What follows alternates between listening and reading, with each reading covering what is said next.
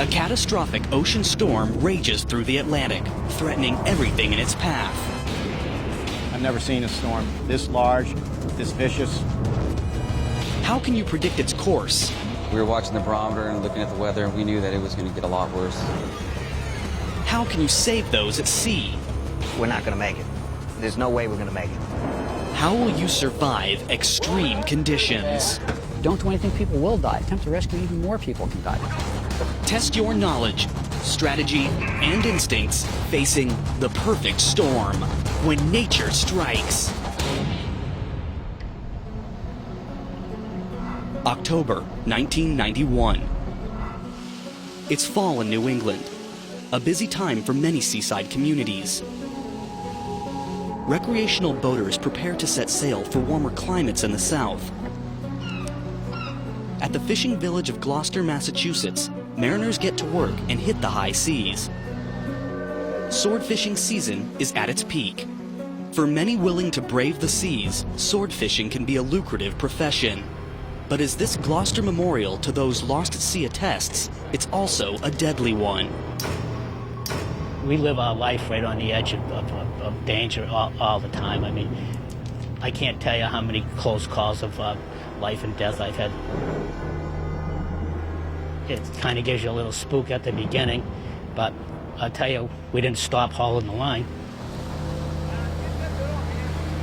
On October 25th, the six-man crew of the Andrea Gale prepare to return to Gloucester.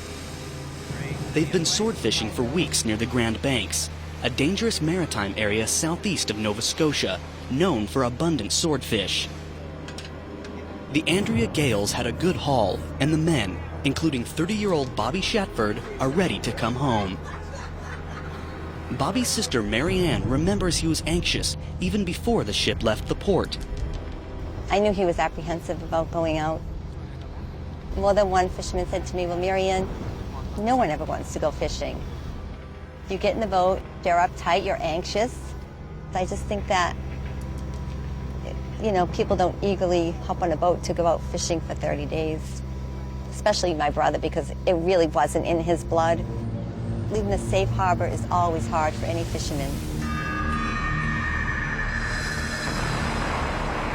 In the past weeks out at sea, the Andrea Gale crew met with chilly winds, but otherwise calm conditions. But 2 days later, as the Andrea Gale heads west, Captain Billy Tyne radios the Canadian Coast Guard. He says he's facing heavy weather on the horizon. The Andrea Gale is about to collide with a phenomenal North Atlantic Ocean storm of epic proportions. It was this really warm, calm day, and it was very strange. There was a very weird feel in the air. Back on the coast, the weather is deceptively clear. The only clues that a tremendous weather system is gathering out at sea are coming in through first-hand reports, radioed in from ships, offshore weather buoys, and satellite imagery. The National Weather Service watches in disbelief. A meteorological monster is taking shape before their very eyes. So I was one of three forecasters that was making the decisions for the high seas forecast of winds and waves for the western North Atlantic. Our numerical guidance, each subsequent run of the numerical guidance was telling us that this really was going to be a significant event. From the south, Hurricane Grace is moving up the Atlantic coast. Hurricanes are fueled by moist tropical air.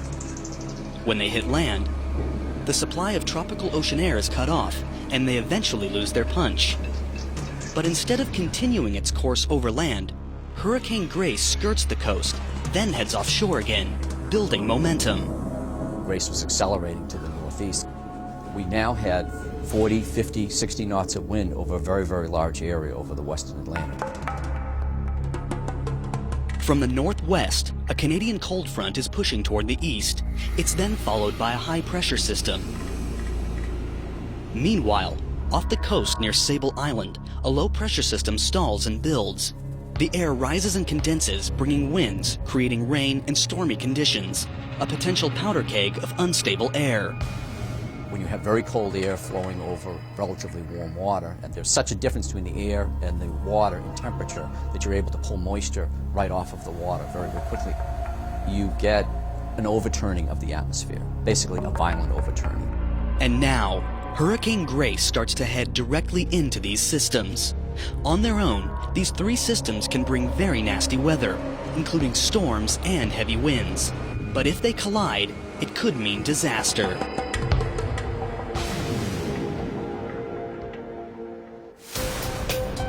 In this mix, which of these three individual weather systems is potentially the most dangerous? Hurricane Grace. It may strengthen as it moves north. The cold front. It's bringing heavy winds. The Sable Island low-pressure system. It's stalled and continues to build. As Hurricane Grace moves north, it's cut off from warm water, therefore losing strength. The Canadian cold front can bring winds, but normally these winds would continue east. But the Sable Island low pressure is stalled and building and may collide with the other moving systems, creating a highly volatile and unpredictable storm. The National Weather Service's worst fears begin to materialize. The cold front moves east, knocking into the Sable Island low pressure. Then, Hurricane Grace collides with the two unstable systems. It's an Armageddon of ocean storms. This was definitely marine, major impact. One of the worst storms in the Northwest Atlantic, no question about it. And there's one more surprise. Most New England storms ride the Gulf Stream out deeper into the Atlantic. But this storm is now turning around, moving backwards, what meteorologists call retrograding, and is headed straight for the coast. Most storms move from southwest to northeast. That's why they're called nor'easters. I've never seen a storm this large, this vicious, and move this far west. And didn't really capture the imagination of a lot of people because it was sunny. But for the United States Coast Guard, the size of the ocean storm and its unusual path means an immediate call to action. The National Weather Service was predicting 100-mile-an-hour winds, 60-foot waves. But some of the recreational vessels, they're looking at the blue skies and the sunshine. So they might not have taken the warning seriously. We took it seriously. On October 29th, a desperate mayday comes in. Now, best taking on water 50 miles off Cape Ann. It's from the Satori, a 32-foot sailboat 100 miles south of Nantucket. The three people on board are fearing for their lives. They've rolled about 90 degrees. They damaged their rigging. Their life rafts washed over the side. They're drenched with the cold ocean water. Now, hypothermia can kill you because the water is 25 times more efficient at removing body heat than air. The Coast Guard sends out a Falcon jet and H-3 helicopter to help the Satori. Meanwhile, the Tamaroa, a 205-foot Coast Guard cutter, braves the torrential 35-foot sea swells to assist in the rescue mission. We were watching the barometer and looking at the weather, and we knew that it was going to get a lot worse. In less extreme weather, the H-3 helicopter would lower a hoist basket to the boat in peril, load the crew one by one, then haul them up and out of danger. But in this storm, fierce winds are dashing all hopes of a safe air rescue. There's the risk of wrapping the basket around the rigging of the sailboat. Of course, when that happens, the pilots will immediately cut the cable because they never like being attached to the boat. But once you cut the cable, you're out of the rescue business. It gets worse. There's no second chance. This means the Tamaroa will have to rescue the crew trapped on the sailboat. The cutter departs Anchorage and transits through the narrow Cape Cod Canal en route to the sailboat. We were rolling. It was pretty rough out. The wind was blowing at a pretty good rate. Even with help from the strong waves and currents, it takes the Tamaroa nearly 12 hours to reach the Satori sailboat.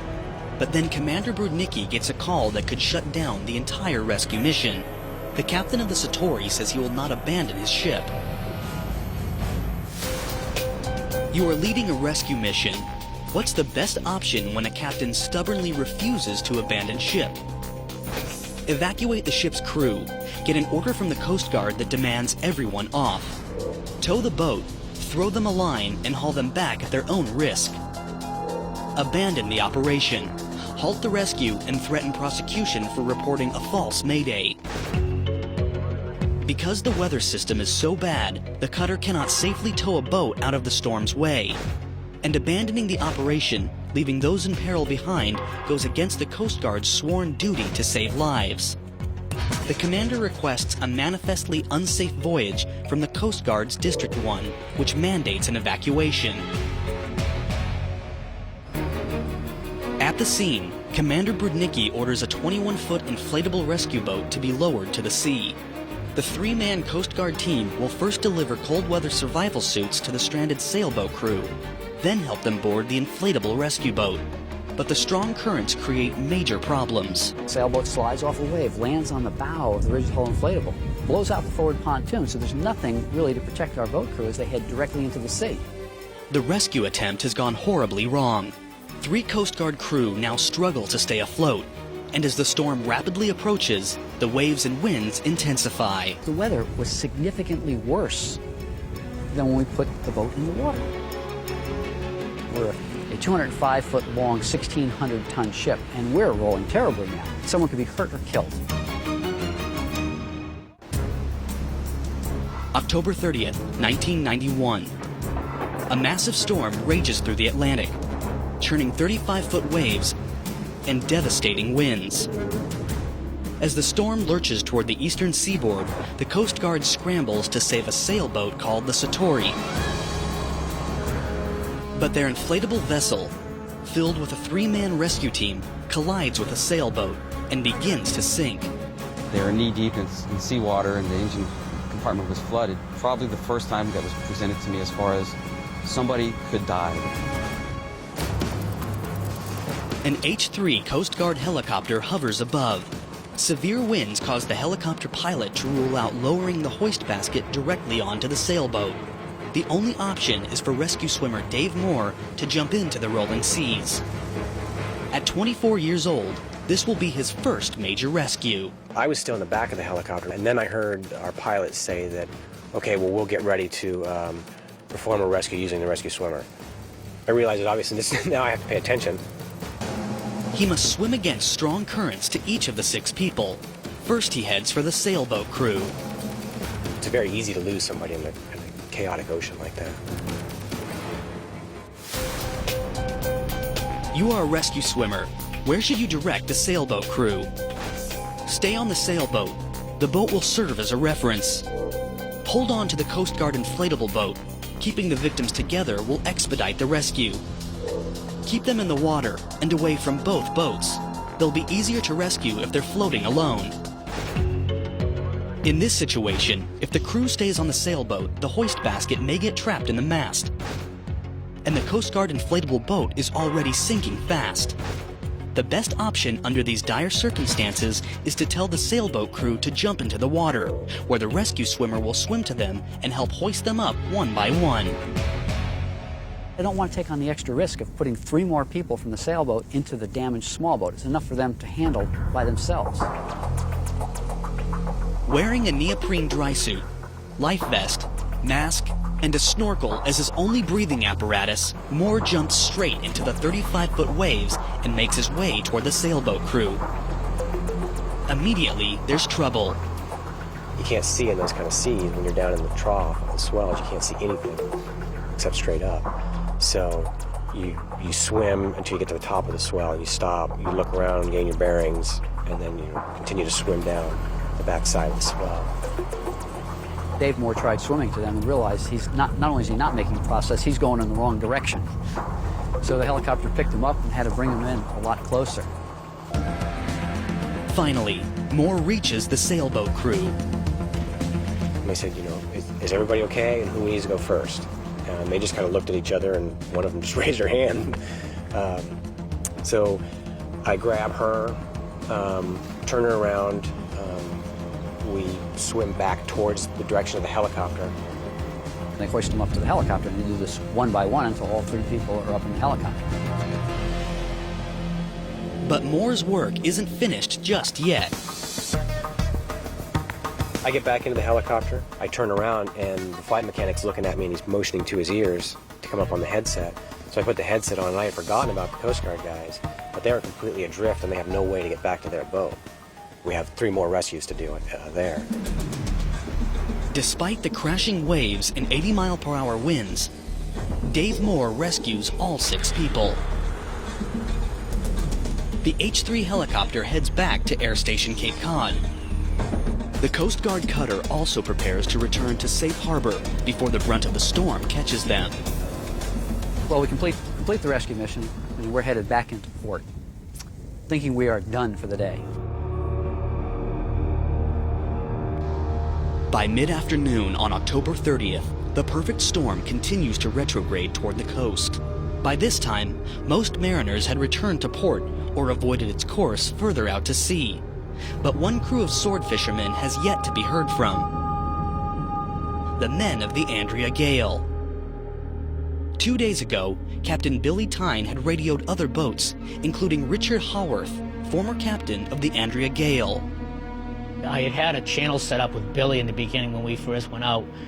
I talked to him a little bit on a single sideband, but then I never got him again. He had gone further east, so I couldn't pick him up. Billy Tyne had told fellow mariners that he needed to get back to Gloucester fast before his several thousand pounds of swordfish spoiled. So he plotted his quickest route home. The Andrea Gale would skirt dangerously close to Sable Island, a shallow area known as the graveyard of the Atlantic. He had no idea Sable Island would also be ground zero for this catastrophic storm. In the area where the Andrea Gale was, conditions deteriorated very, very rapidly. One witness to these drastically changing conditions is a Canadian weather buoy. Weather buoys measure wind speed, wave height, sea surface temperatures, and wave direction.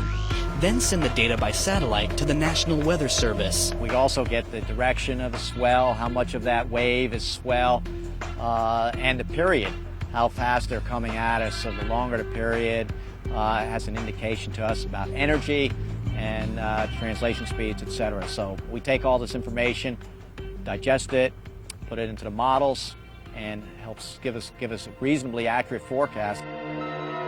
One buoy, just 70 miles east of Sable Island, sends data that shows a sudden and very violent shift in the sea. It paints a grim picture of what the Andrea Gale may have encountered. The peak waves, the highest waves recorded by one buoy in particular, went from about 11 feet to 50 feet in a matter of just a couple of hours.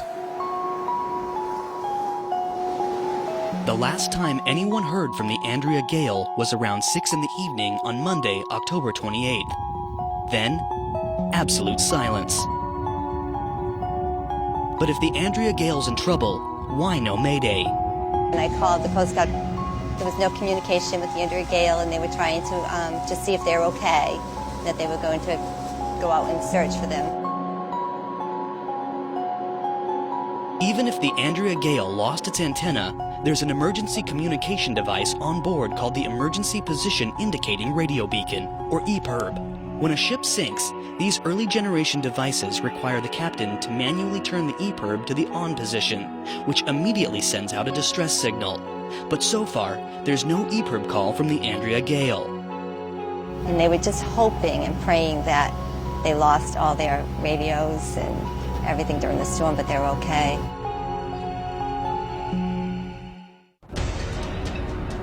October 30th, 1991. A never-before-seen weather phenomenon roars through the western North Atlantic Ocean.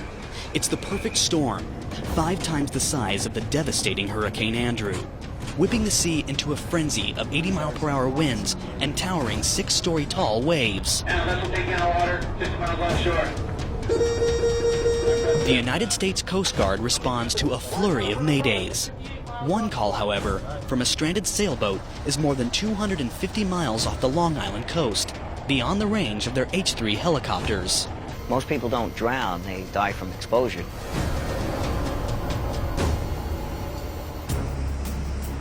The Coast Guard immediately contacts the Air National Guard to help an anchored sailboat and its frightened captain. The Air National Guard specializes in military rescues, but in times of natural disasters, they come to the aid of civilians in distress.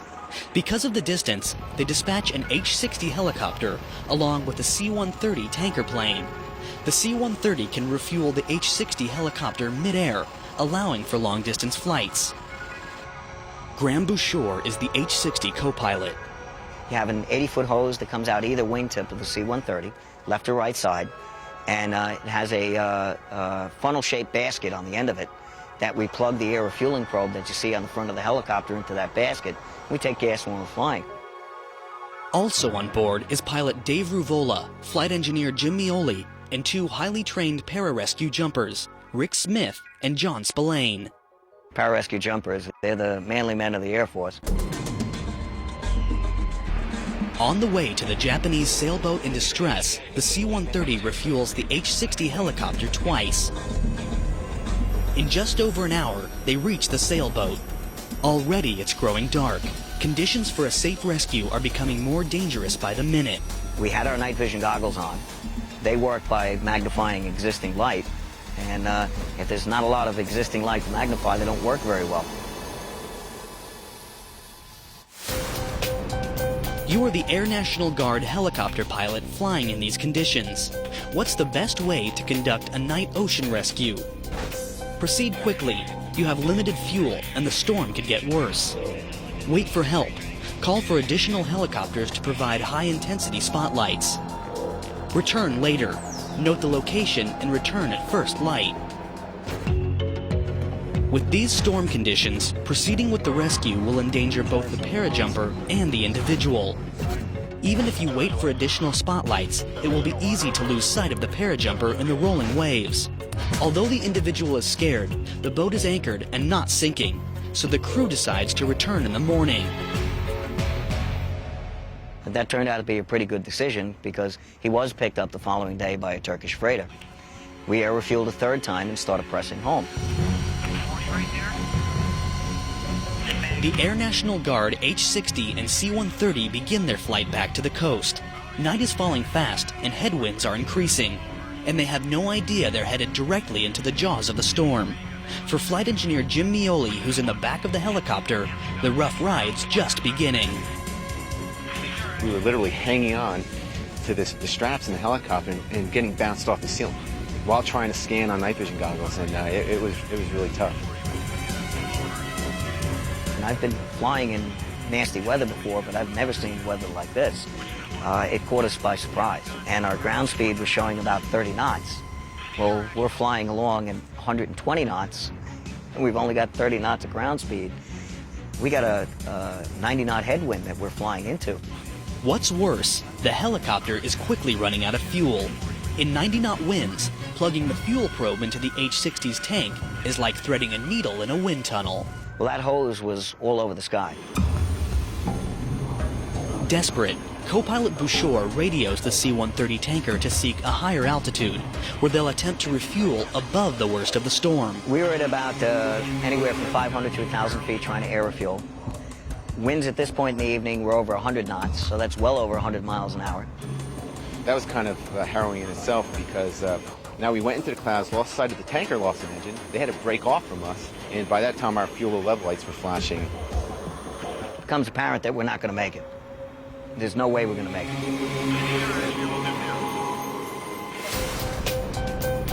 You are the pilot, and the helicopter's about to run out of fuel. What should you do? Auto-rotation. Hover above the sea, cut the engine, and glide down. Controlled ditch. Ride the helicopter into the sea. Total evacuation. Order everyone to jump from the helicopter immediately.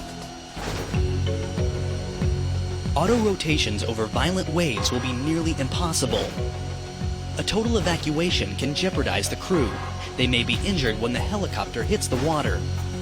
As the pilot, the safest option is a controlled ditch. Lower the helicopter, order the crew to jump, then steer the helicopter away from them. The whole theory there is that, you know, the people that get out of the helicopter first, they, you know, only one guy's putting himself at high risk. Arm the floats! With only 10 minutes before impact, the crew rushes to prepare for the critical hit. Co-pilot Bouchard sends out an urgent mayday. Mayday, mayday, mayday. Coast Guard cutter Tamaroa. Did you copy our last position? We have 2 minutes to splat. The Coast Guard cutter Tamaroa picks up the call and tells Bouchard they're coming to get them. But already, it's too late. That's when number 1 engine flamed out due to fuel starvation. So we didn't even have enough gas to go 12 miles. Negative, negative, negative. Given my lat long, we're ditching right here. With the moment of crisis just minutes away, parajumpers John Spillane and Rick Smith lean out of the helicopter, trying to estimate the size of the massive waves in the pitch dark. In the back of the helicopter, flight engineer Jim Mioli wrestles to prepare the life raft. I pushed a raft out, and the waves and swells were like this, moving underneath us. And when I pushed it out, the raft fell into this, I call it the abyss, this big black trough, and it inflated, and I was excited about that, but then it just blew away. So I was like, oh man, that sucks. And then I just sat back down on the floor of the helicopter and just said, reserve myself, I'm going in with the helicopter. Pilot Dave Ruvola shouts the final command to jump straight into the churning abyss. We're going down! Egress, egress, egress! Out now! Stood in the doorway. Procedure is flip your goggles up so they don't poke your eyes out when you hit the water. Couldn't see a damn thing. Turned around, the PJs were in the door behind me. Turned around again, PJs were gone. It's my turn to jump, can't see anything. Then I was able to see the wave tops. Time my jump into one of the big ones. 3 of the 5-man crew have jumped. Now, pilot Dave Ruvola and flight engineer Jim Mioli hang on as the helicopter careens toward the night sea. Within seconds, the helicopter crashes into the sea, violently jarring both men. And I was in the back on the floor, unrestrained, and it felt like someone was pushing my head and my whole body into the floor while we're getting bounced around. And then once that all stopped, the waves came in, flushed me out.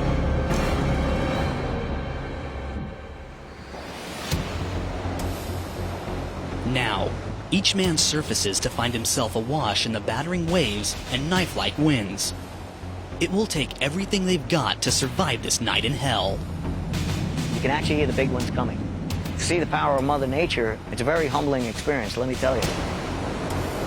The waves come and just beat the crap out of you, and then when you come up, you puke it all up, and then you had to kind of put your head downwind because it was like someone had a fire hose in your face, and the water is just blowing past you like that.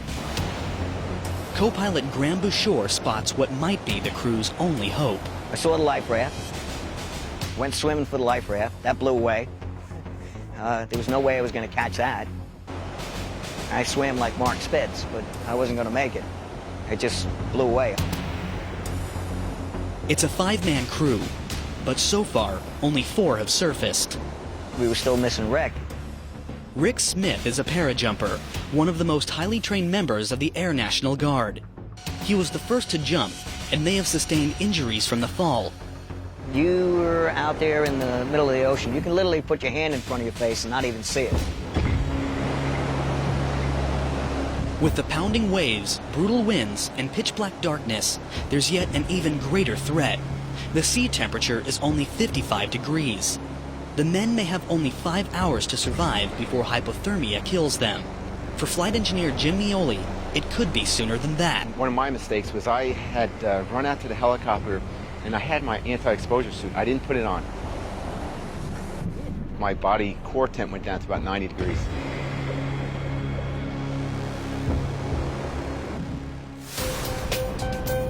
What's the best way to fight hypothermia? Curl up. Conserve body heat by huddling your limbs close together. Keep moving. Maintain blood circulation by swimming. Float on your back. The less body surface that's underwater, the better. In cold water, movement can actually drain your body of heat, and floating on your back will spread out your body surface, allowing more heat to dissipate. The best thing you can do to survive is to curl up, keeping your head out of the water and your limbs as close to your body as possible.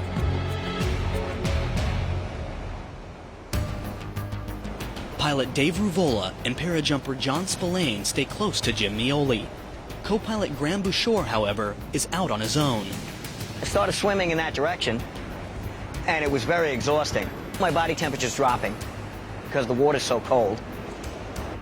I'm going to exhaust myself and drop my body temperature even further, so I'm just going to stay right here, stay put, and see what happens.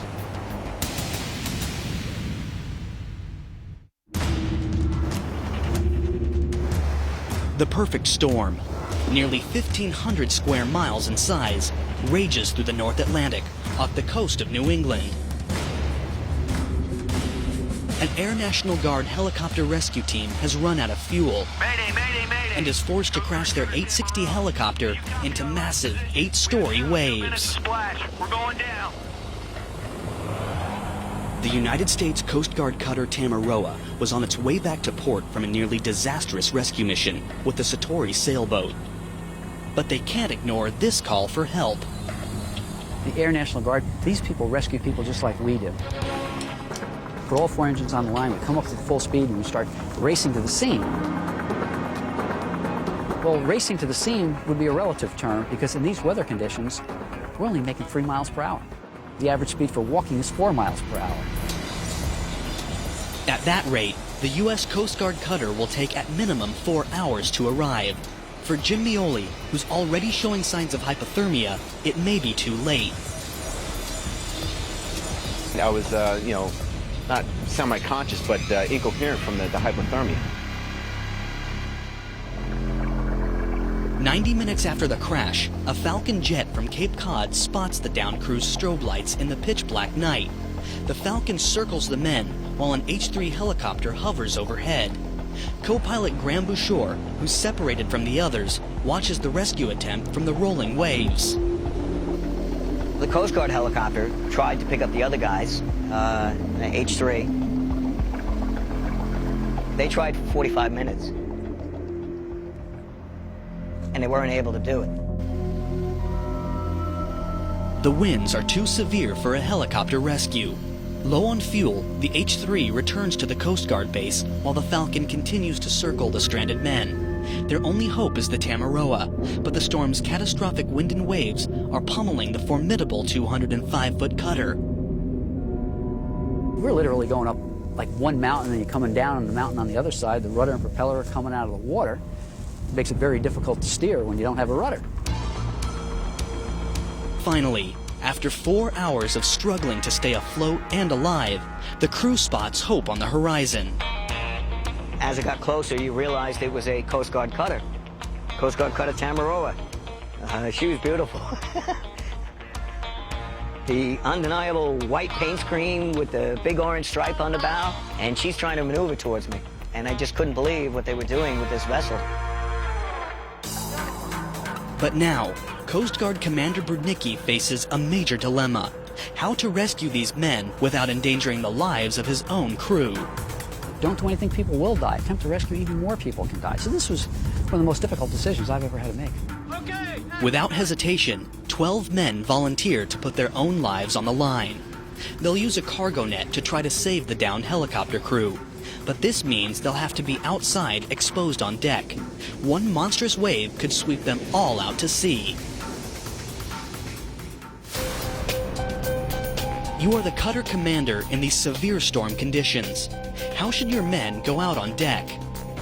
Tethered to the railing, secure them with a rope. Harnessed to a partner. If one slips, the other one will catch him. Keep loose. They need to be free to maneuver. In this daring rescue mission, the men will be moving around, ducking waves and carrying the nets. Tethering them to the railing or harnessing them to each other will inhibit them and even entangle them. Though it's risky, the best option is to keep them loose and untied. And our rescue team couldn't even walk out to the bow. I mean, they're practically crawling on their hands and knees. Graham Bouchard watches as the cutter rolls closer. The guys on the ship are yelling. Grab the net, grab the net. I have my exposure hood on. I can't hear what they're yelling. So I tore the exposure hood off, and they were yelling, swim. The next word was mother. The next word had to do with fornication, and the last word was swim. And that's one of the things that's going to stick in my head forever. I just couldn't believe these kids up there trying to do whatever they could to get me. The ship rolling so bad, it ended up really more of snagging the person in the net, kind of like hauling a fish up in a net up on the deck. And when we brought the first person up, it turns out it's Graham Bouchard, the co-pilot. How about a blanket for him? Got a blanket for him? We got one coming. And they just flopped me on the deck. Now I remember Bill Muller talking to me. You all right? You all right? And he said, you vomited, which was happening all night long. But he said the first thing he asked was somebody call my family, tell them I'm all right. And I could hear it over the ship's intercom or the radios that they were carrying. Survivor recovered, survivor recovered.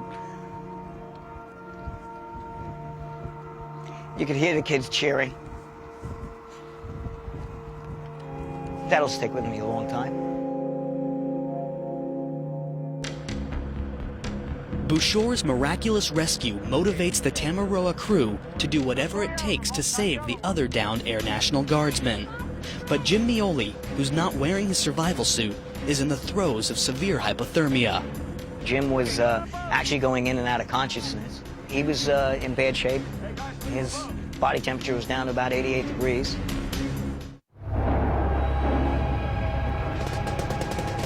The perfect storm is ripping through the North Atlantic, threatening nearly every vessel in its path. 2 a.m., October 31st. The Coast Guard has been making a desperate attempt to save 5 Air National Guardsmen from a disastrous helicopter crash. The Tamaroa, a Coast Guard cutter, struggles to pick up the men with cargo nets. But the massive waves are tossing the ship around like a toy. We're literally a 1,600-ton cork bobbing in the ocean. By the time the boat got close enough to us to what we could tell what it was, we were in the bottom of a trough, and there was a wall of water about 50 feet high, and then there's this giant ship on top of that. So we're looking up at it like this. I'm like, holy cow, what are we going to do? Finally, the Tamaroa's cargo net blows within reach for the 3 Air National Guard crewmen. We grabbed onto the net, and then a wave came, and John Spillane was able to hang on. I fell off, and I'm pretty sure I yanked Dave Rivola with me because I was tied off to him. John Spillane is safe, though he's suffering from severe internal injuries. Dave Rivola and Jim Mioli, however, are headed straight for disaster. Myself and Dave, we went along the side of the ship, and then the ship was on a down part of the swell. So we went underneath it in the back. Dave's looking at the propeller, thinking, oh my God, we're gonna shoot up. I'm looking at the bottom of the ship, which is right here. I'm thinking, oh, this is it. You know, we're gonna get smashed. Immediately, the Coast Guard crew cuts the ship's engine and stops the propellers just in time. Dave Rivola and Jim Mioli have miraculously surfaced on the other side of the ship. The Tamaroa crew races to throw the nets down to them. This might be their last chance. Mioli's already losing consciousness. Dave said that he was in my face. Dave, come on, this is it, this is the last thing. He's the one who got me ready for grabbing onto the rope, and they threw the rope over, and we grabbed onto it and kind of entangled myself in there, and then they yanked us up. On board, medics quickly tend to Mioli's hypothermia. What they do is they take these baked potatoes that are warm, and they stick them in your groin and in your armpits, and then you wrap you in this big blanket, and then they stuff me in a bunk. The cutter crew has fought extreme conditions, risking their own lives to save 4 stranded men. We've never met them. We don't know who they are. But you have this close bond with them because they go out in conditions like this to rescue other people. But one member of the Air National Guard crew is still missing. We had everyone but Rick Smith. Rick was a pararescue jumper. They have the right skill. Rick was one of the best. So we fully expected to find him.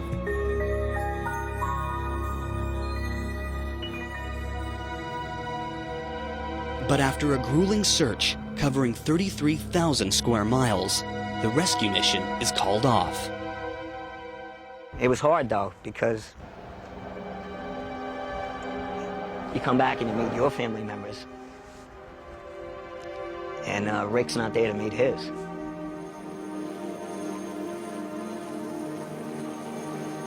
It was very difficult, very difficult. The hardest thing I ever did was telling my children that their father wasn't coming home.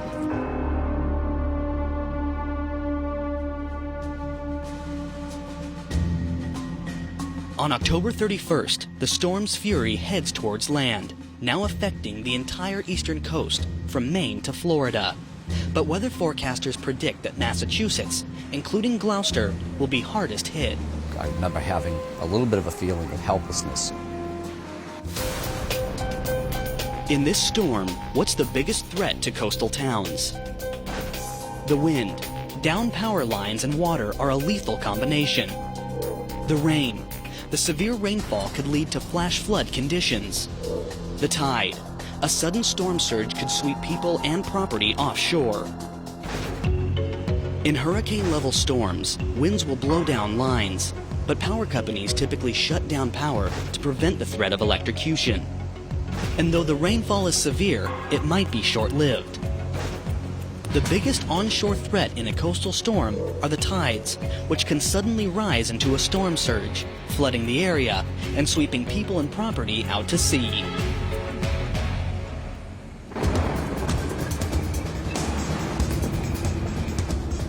Massachusetts is hardest hit. Hundreds evacuate, just in time before local roads are damaged. Coastal homes are swept into the sea while winds rip down power lines. The waves batter and destroy boardwalks and seawalls. Towns were isolated by the storm surge and the waves crashing on shore. People had to be evacuated. Rescues were made. The roads were impassable. There were houses with the walls completely blown out. Furniture was everywhere strewn. Several Massachusetts counties are declared federal disaster areas. We were just amazed. We were just stunned by the amount of damage that the storm had done.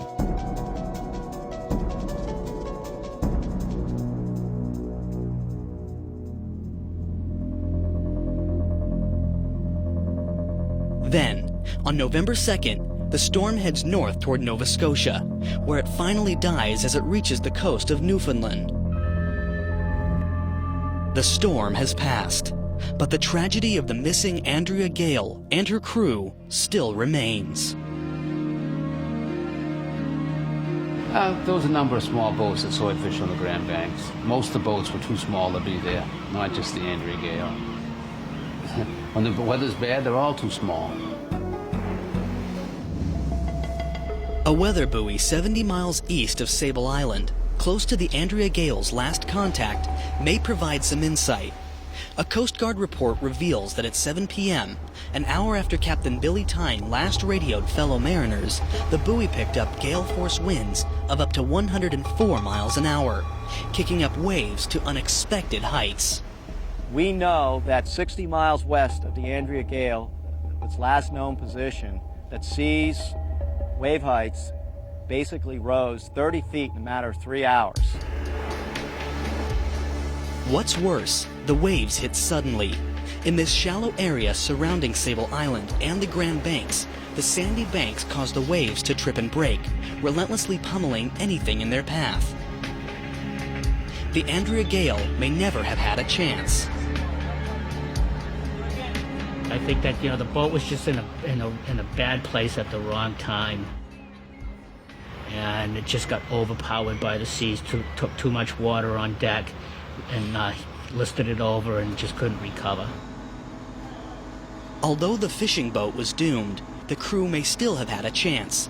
Like most vessels of the time, they had on board a battery-powered device called an EPIRB, short for Emergency Positioning Indicating Radio Beacon.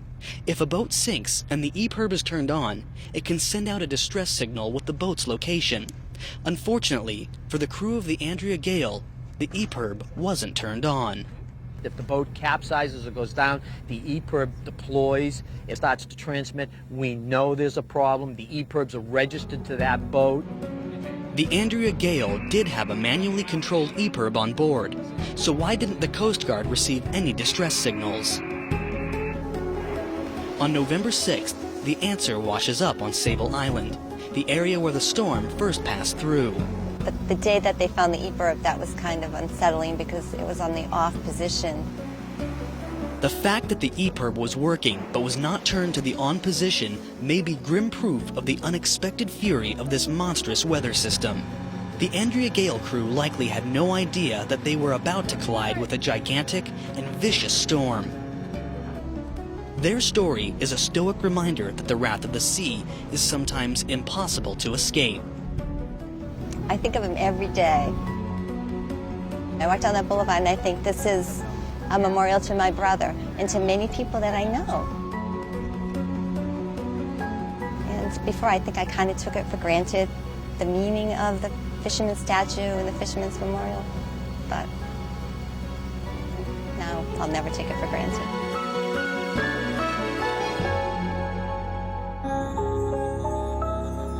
In the end, the perfect storm of 1991 cost $208 million in property damage and took 12 lives, including the men of the Andrea Gale and parajumper Rick Smith, who was aboard the Air National Guard H-60 helicopter that crashed into the sea.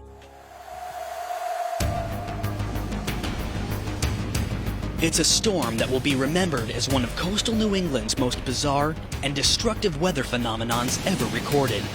The strange collision of three weather systems, Hurricane Grace from the south, the Canadian cold front from the west, and the low-pressure system off Sable Island, creating a mega ocean storm of stunning proportions, whipping the sea into a frenzy of 100-foot waves and winds of nearly 120 miles an hour. For the forecasters and rescuers whose survival instincts were challenged and who had to make critical, life-and-death decisions, the perfect storm is a warning that nature can be unpredictable and unmerciful.